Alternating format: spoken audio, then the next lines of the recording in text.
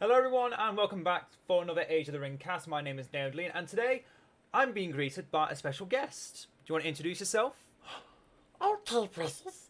My name is Smeagol, and today I will be doing the cast today. We have Nidhoggr and LeckLerck. Those two people keep playing the same games. He's got Gondor, he's got Isengard. It's okay, Smeagol. It's okay. Take your time. Just relax. We're going to see a normal strategist here today. We've got the Wildman. Oh, me like Wildman. They smell funny though. And we have Gondor Barracks.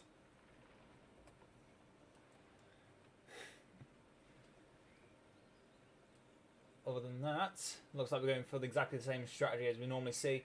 Triple farm and the generic barracks that makes the cheap troops. Oh, me want to see something different, precious. Why must it always be the same? Oh, we see the wildmen being made. Normal wildmen, though. Must be using them to attack the enemy resources. And meanwhile, we have over here we have some clansmen of Lamadon with the Horn of Gondor. But Nidhoggr has not yet chosen his Isengard power. Oh, here we go, Krebine. Krebine is probably the best option, just because it counters almost, well, it takes away half the buff of the Captain's Horn, and it is a AoE that lasts for a long time. Me hate those crows.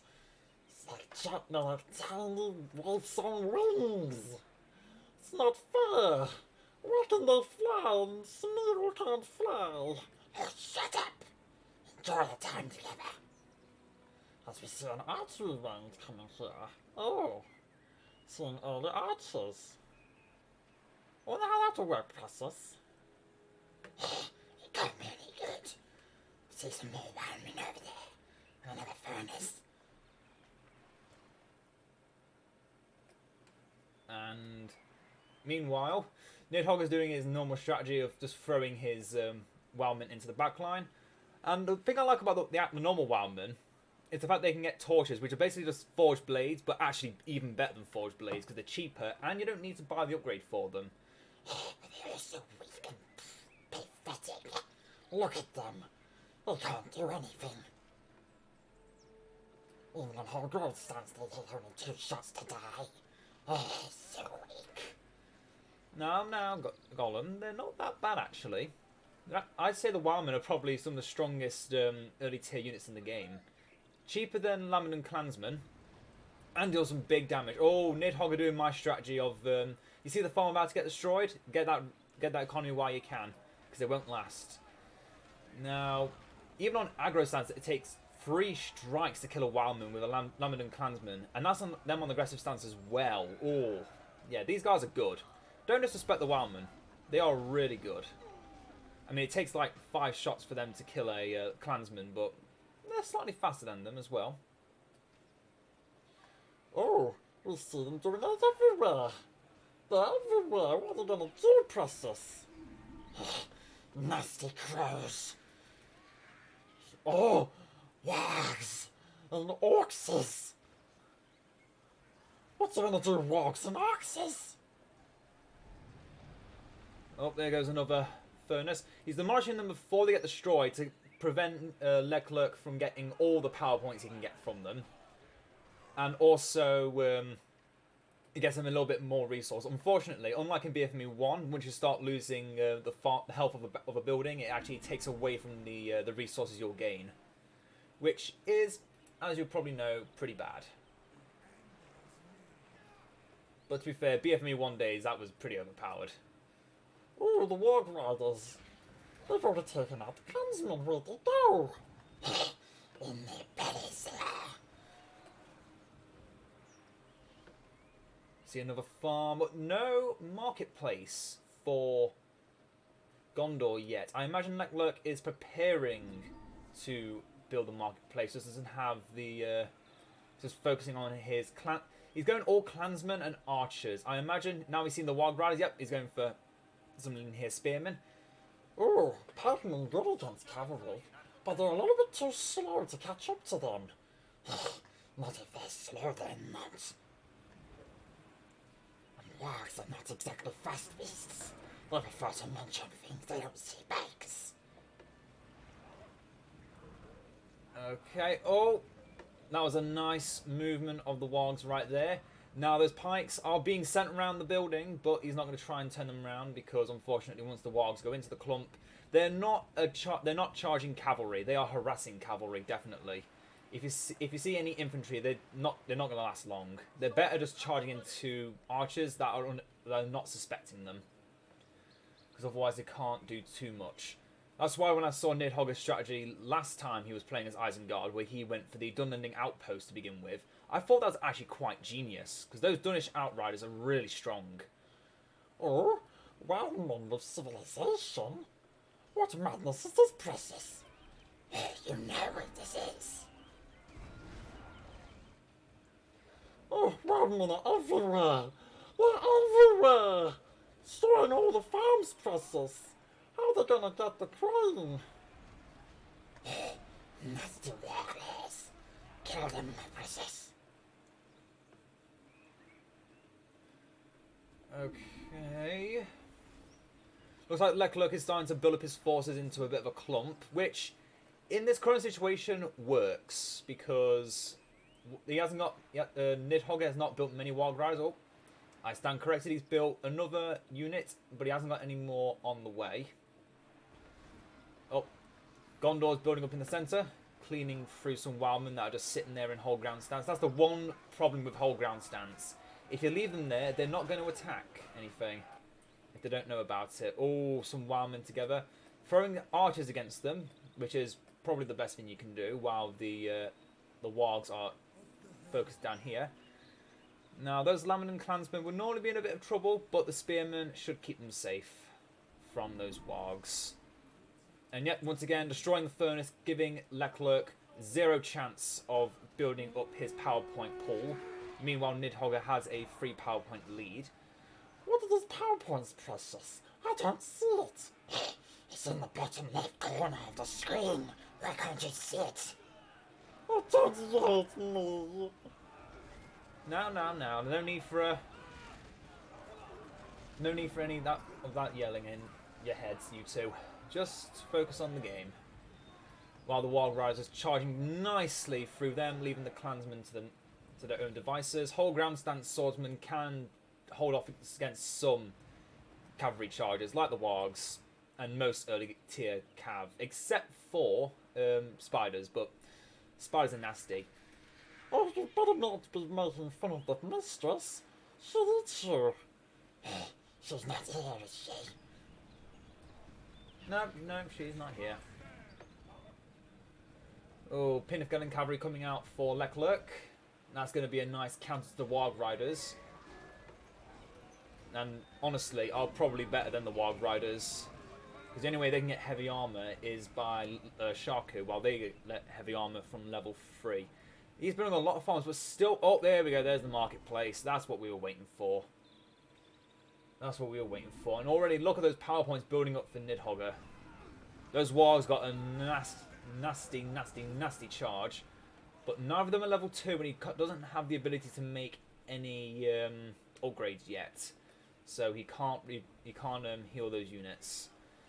Now, LeckLerck is probably waiting for his tier 2 power, the Aphelion Grove, which gives him some ranges. Oh, I hate the ranges. They tried to take the precious from us. My precious. Oh, those wargs almost got a charge off, but unfortunately, not quite.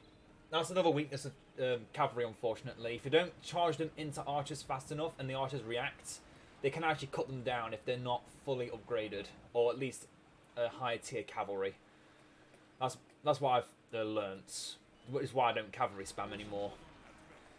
Now, if I was Nidhoggr, I would have actually gone for axe throwers here. I wouldn't have gone for the Uruk-hai scouts. Yes, the scouts are good, but for one, you need a second building. They're more expensive than the axe throwers, and they're more command points. But obviously, that's my personal preference. Obviously, probably better to get the scouts now, because he's going to eventually get Lurtz and Ugluk, and Lurtz and Ugluk don't buff Wildman. And I imagine he's going to try and get out the Wildman transition soon. Not getting any more wargs, not upgrading the building. He has gone for the scum of Lugburs. The Orcs of Mordor have arrived. Well, at least Grishnak's boys have, which are actually a really good power. Unlike in Edine, the scum of Lugburs, well, the Orc summon is actually really strong. It is really, really good. Grishnak and his boys stealing resources, and Grishnak being a hero killer is actually quite dangerous. Now then, he's not got siege materials, so if he does lose any of these farms, he can't get them back, which is what I like about siege materials. It takes you back to the days when you didn't have to demolish your own buildings to get the money back. You could just pardon me. You can go for a slightly different strategy. And there we go. There's the Aphelion Grove, as mentioned. Nasty rangers. Kill them. Kill them all. Don't worry, they'll be gone soon enough. They have a very short timer, and they can't go anywhere, so they can't hurt you, Smeagol. Don't worry. Oh, thank you, Naodline. So kind. He's our friend. Our friend. You don't have any friends. Nobody likes you. Oh, so mean.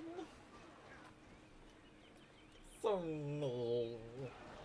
He's our friend. Oh, Beauty. What's he doing there, Precious? Indeed, what is he doing there? I imagine he might have got accidentally selected with the rest of the army. That's fine. Oh. Okay. Oh, he's going to take out the troll there. No. Yes. No. Yes. No. I don't know. I don't know what that was all about. We've got a bunch of dun-ending now pikes to protect against the Pinnithgelen cavalry, but they're not there yet. They got a nice charge in, but they didn't get out. Going for towers. Oh. I have a personal grudge against towers. Unless you're playing as AI, I have a personal grudge against people using towers. Oh, they're so nasty. Enemies everywhere. They just sit in the tower and do nothing.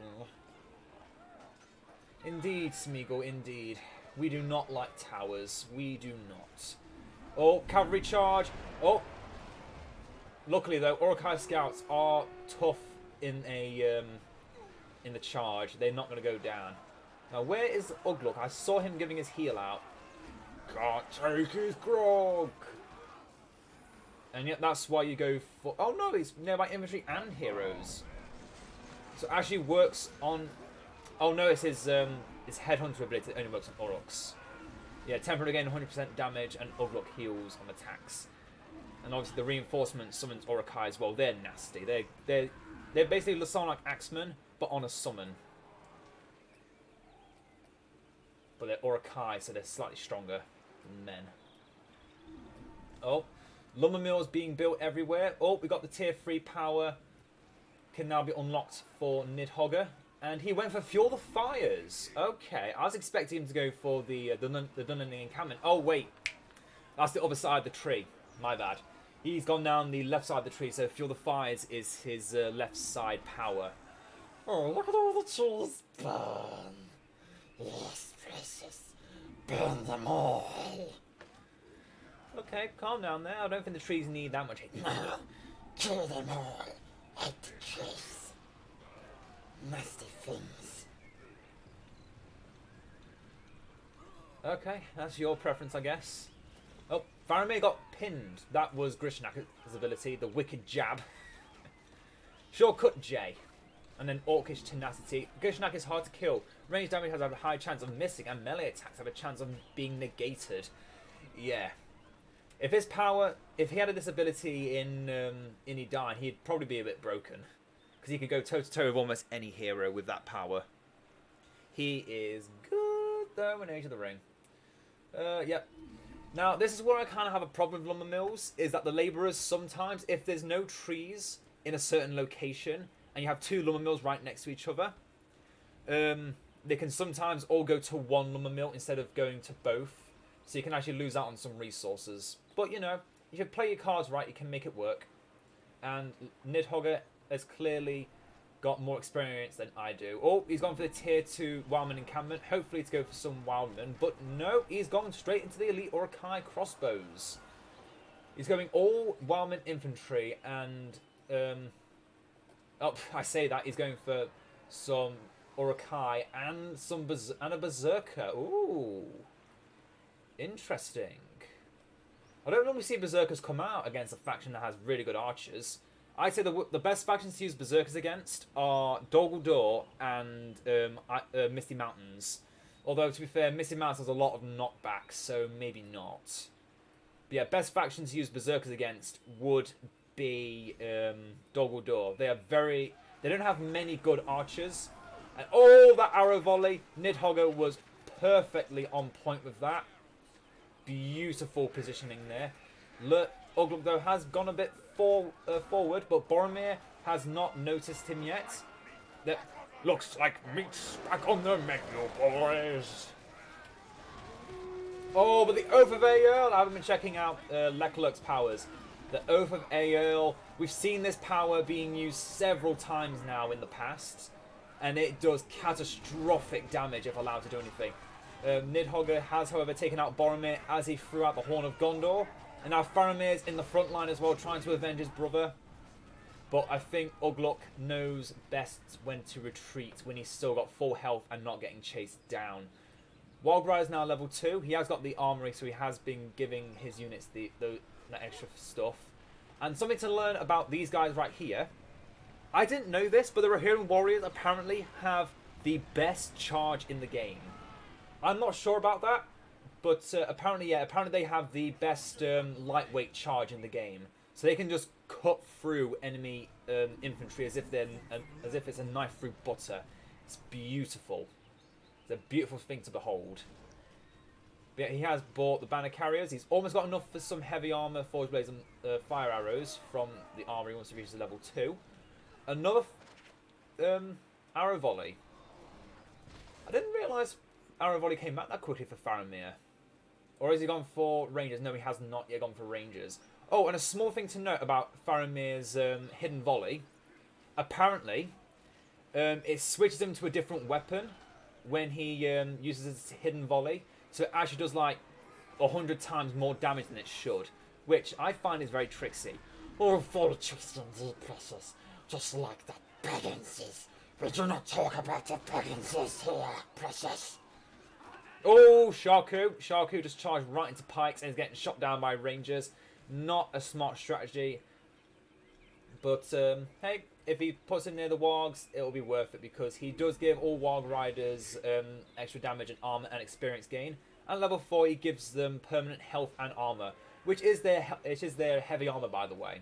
It's giving them also extra health, which actually makes warg riders on par for the Dunnish riders, in my opinion, because as I said before, the warg riders don't normally have good charges because they don't have much health to sustain several calculated charges against non-pikes. But give them that extra health, and they're actually really good. And then have Sharku around to give them those extra buffs. Warg riders are actually really devastating in the late game. While the Dunnish riders, they only have their best when they're fully upgraded. They can't get anything else because the focus of Saruman doesn't buff the Dunnish warriors.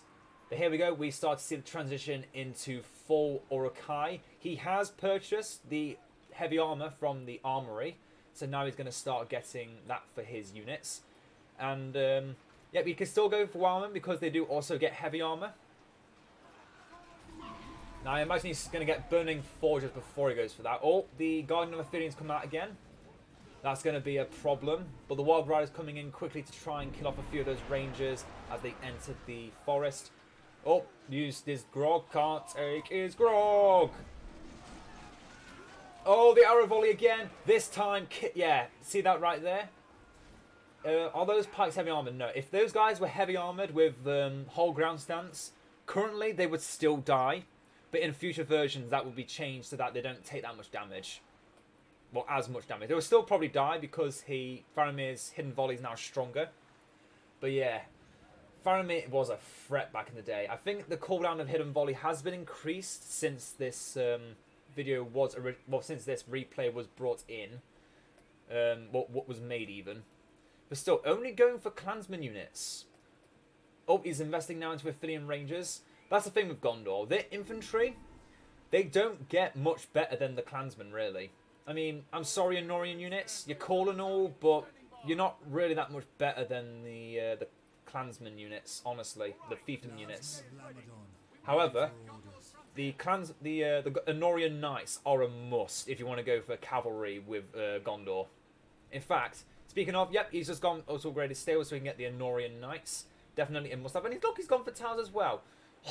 Nasty towers. And yep, all the infantry is now on whole ground stance. His archers are now on aggressive stance. And what does he put on his wargs? He's put his wargs on aggressive stance as well. Putting cavalry on aggressive stance does actually increase their the damage they deal. And another cool thing, if you didn't know, in Age of the Ring, if you put your siege equipment on aggressive stance, they have extra range. They lose a little bit of armor, but they gain extra range, which makes them even better. So if you want to go against like enemy walls, put your siege onto aggressive stance, and you'll outrange all the siege on enemy walls. If they're playing like Gondor or Rohan or the dwarves that do that stuff. But to be fair, if you let your opponent get to that point, you're kind of messed up. Oh, Nidhoggr. Clearly, he knows what to expect from Gondor when he reaches his tier 4 power. The messengers are Monway, so he's gone for some towers to prepare for the eagles. And he'll probably have them all focused down one at a time. Excavation being thrown down by Nidhoggr. Oh, look at that. All those units have been frozen in place. Unfortunately, the wargs aren't getting much in the way of anything there. The Scum of Lugbirds going down, taking out the siege equipment, so they can't deal AoE damage, similar to Faramir's Hidden Volley. But look at that, the whole ground stance of these Uruk-hai warriors on whole ground stance, block formation, and with heavy armor. They took half damage from a Hidden Volley. That is still nasty. And yep, there goes the Orc Drought. Lurt's going in, all red, large, and in charge. Meat's back on the menu, boys. He's hunting for the enemy heroes with Lurtz and Ugluk. Oh, he just got taken down. Full focus from Faramir in the back. Faramir is a really good hero killer. Although I'm surprised to see that LeckLerck has not gone for Denethor. I guess they might have struck an agreement that he wouldn't go Denethor. Or maybe LeckLerck didn't know that Denethor is OP currently. I don't know. I'm just going with what I know. And we see Devastation coming out, so he might be going for the other tier 3 power, the Wildman encampment. Oh, there it is. There it is, like I said. What I tell ya. Eagles right there. And already took one of them out with the towers, shooting them all down with the scouts. I think at this point, it's a bit pointless to try and say, okay, I'm going to stop attacking this base. I'm going to use the Eagles to kill off his army.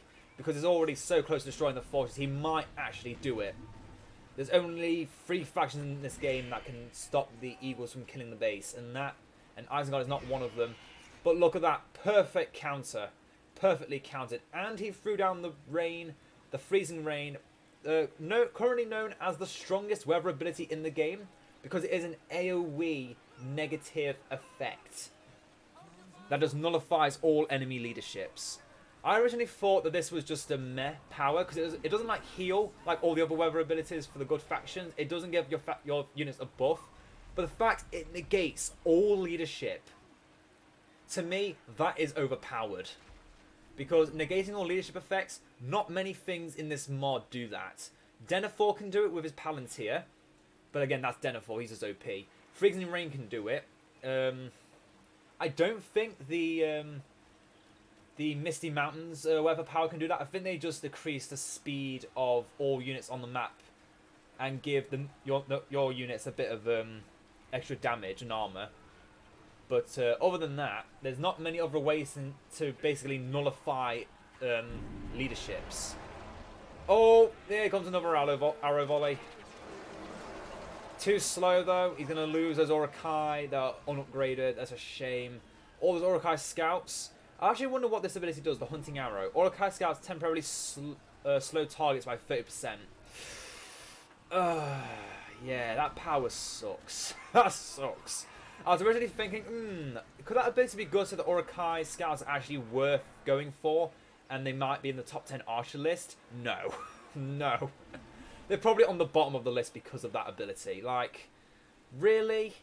Level 4, and that's all it does? Like, can it not be a passive ability, perhaps? I don't know. I just don't know. I mean, Isengard does have quite a few ways to give your Orokai leadership. You've got the focus system, you've got Ugluk, and you've got Saruman. Put those together, you could probably get this unit from level 1 to level 4 straight away. But look at that fortress clinging onto life. Towers built everywhere. He's gone for the Burning Forges. I believe that's the Burning Forges. Yep, that's the Burning Forges power upgrade. So now all his upgrades are much cheaper. He's 33% cheaper, I believe. Yep, 33% cheaper. Now, apparently this is a bug. I've heard about this. Someone told me about this, but I don't believe it. If you use the excavation upgrade on the Isengard base, and you have 4 lumber mills up, which gives you 15% cost reduction on top of whatever the excavation gives you, apparently it negates, you lose that passive buff, the passive cost reduction if you lose lumber mills. I'm like, I play with Isengard a lot. I know Isengard very well, and that is not a thing I knew about. And I have tested it, and yeah, no, there's no bug. No bug on my end, anyway. Oh, here we go, full of Norian troops now. He's not messing around. He wants those upgrades. But speaking of upgrades, not a single blacksmith. I think this is where LeckLerck might have made the biggest mistake in this game. Is the fact he's gone all farms, but not anywhere built a place for some upgrades. While Nidhoggr has now got a tier 3 forge and is going full upgrades. Oh, he's got a trebuchet in the back there. He could sneak one of those scouts around, but it looks like LeckLerck will be able to intervene quite quickly with the pikes over there. Oh, the Overveil coming out again. That's the thing with Gondor. They say they're perfectly balanced. I actually think that it's not the balance that makes them good. It's the fact that they have a bit of everything. They have a summon that gives them cavalry, which they already have good cavalry, so just having that is a threat. They have a power that can destroy a fortress. Well, to be fair, they did used to have Army of the Dead, so yeah, they lost that. They lost Aragorn as well, and they have got a lot of paywalls now for their elite troops. Like the Athenian Rangers, you need Faramir. A Sarlacc Axeman, you need Forlong, which again, I would have got Forlong by now. Even if it's just forget the Sarlacc Axeman, I would get Forlong, because the Sarlacc Axemen are big damage dealers, and at level 3 get free armor.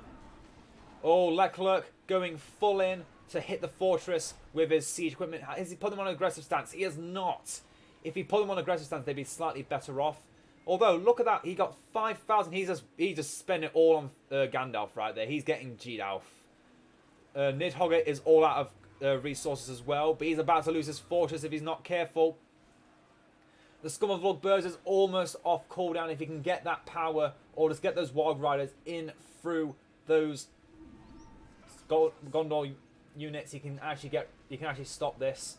Has he got the iron plating for the base? I think he looks like he does got he's got the iron plating for the base. I can tell because the towers have slightly rougher mesh on the sides. That says it's got the iron plating. And yep, there down goes the trebuchet. His base is safe. Although the trebuchet over here is still there. If he moved this trebuchet in, he could actually destroy the fortress uncontested.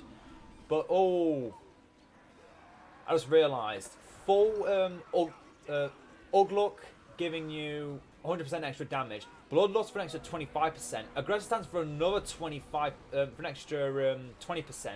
And then the focus system. That is a lot of buffs on archers. Those archers must be really stacked right now. Although I would still go for crossbowmen in the late game because they're only 70 more, and you can make them even cheaper with the focus system. So it's like Yeah, I would just take the focus system and get the Orokai crossbows. But now saying that actually, I'm gonna stop myself right there because I remember the Orokai crossbowmen are actually a separate part of the focus system. You can only go for them or the elite Orokai and the pikemen, and I would personally upgrade my infantry over the archers, in my opinion. Oh, there he is, the white wizard, precious.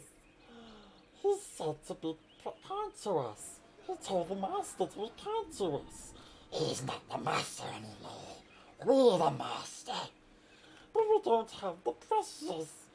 Don't talk back to me. Hope you've actually been enjoying my attempt at a Gollum impression. I've been trying to. The last time I did it was with the Wraiths on Wings, and a lot of people were talking about it. I was like, "Oh, that's cool." Like, yeah, I've been doing this for a while. I'm pretty good at it. Oh, look at that perfect strike from the Wizard Blast. But if you want to hear more of my Gollum voice, just leave a like down below.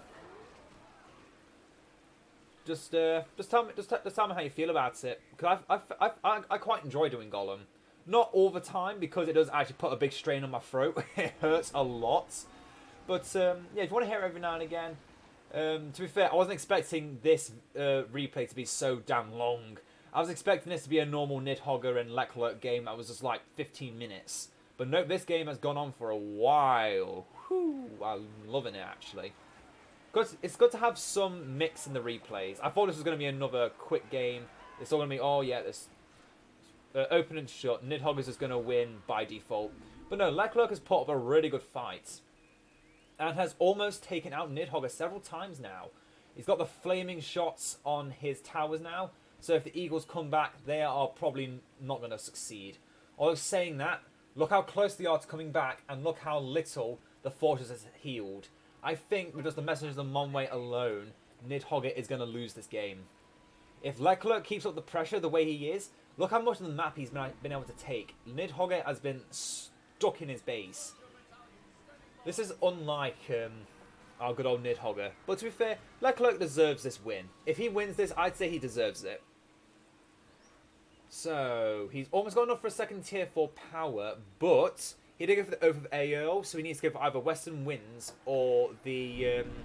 I always forget the other power. The Dolamrov Citadel before he can get the Return of the King. Which I hope he doesn't get, because I don't want to get copyright striked. Because he makes good old copyright music. Yep, those Honorian Knights are cleaving through those units very nicely. With these elite knights, put them in their wedge formation. You do more damage. They have less armor, but you can counter that by buying heavy armor. And yep, there we go. Western Winds. Doesn't heal your troops, but gives them extra speed, and it stuns the enemy units. See all these juicy Orokai right here? Yeah, they got pikes in the back, but oh, Gandalf's on his own. Gandalf's been taken down by Lurtz, and very nice, precise kill. But still no Saruman's come out for Nidhoggr yet. I imagine he's been too busy trying to stabilise his economy. That's a good thing with Isengard, though, because lumber mills alone could stabilise your economy. And look how many he's been building everywhere. He's been doing really well with his economy. He's got a lot of his furnaces level 1 and level 2, but he has got some that are still level 3 at the beginning of the game. Which is very good. The Western Winds are still in effect. Boromir is in the Horn of Gondor. Sorry, no, he's the Horn of Jondor. Doing that to slow them down. Boromir and Faramir, the brotherly love against Lurtz and Ugluk. Still, though, no Denethor. Why not? They must have made a rule up that you couldn't use Denethor. They must have. I mean, come on. Why would you not use Denethor if you could? He's the perfect hero for Gondor. And use him while he's still cheap. Does Nidhoggr have a armory at the back of his base? He does not. He should probably invest in that because he's about to lose it. So now, if he wants to get those upgrades, he can't get them anymore. He needs another armory. He's probably going to build in the back of his base, but he doesn't want to cripple his economy. Oh, it's a difficult situation. But, as I mentioned, look at this. Still level 1. No forged blades, no heavy armor. And Nidhoggr still has the Wrath of Caradhras off cooldown. He's not used it yet. Now, I like how it says, enemy units that pass through the Snowfell suffer minus 30% speed. It's like, well, there's not going to be anything that lives anywhere near it that's going to be alive to take the damage or to have the reduced speed. And if it does, it's going to be a very powerful hero.